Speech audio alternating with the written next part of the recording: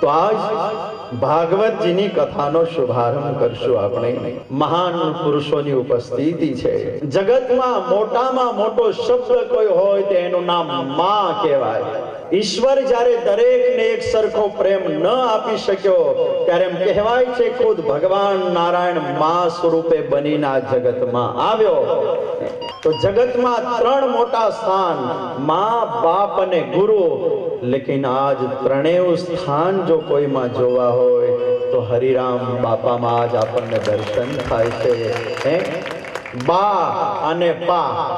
પા એટલે પપ્પા આપણે કહીએ ને, જેને ફાધર કહીએ, અને બા એટલે માં, બાપા, અને ગુરુ સ્થાન પાછું.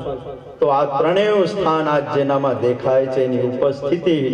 અને હવે ભાગવતજીની કથાનો એનો અર્થ એ છે કે આપ સાણંદમાં નથી બેઠા, આ કોઈ સામાન્ય સ્થળમાં નથી બેઠા, લેકિન આજ સ્વયં ગંગાનો કિનારો છે કે જ્યાં મહાન પુરુષોની ઉપસ્થિતિ, અને એ ઉપસ્થિતિમાં આજ ગંગાના ઘાટ ઉપર કથાનો શુભારંભ થઈ રહ્યો છે. બે ઘાટ છે. એક બાજુ હરિરામ બાપા, વચ્ચે આ નદી જઈ રહી છે, સામે કિનારે જલારામ બાપા બેઠા છે.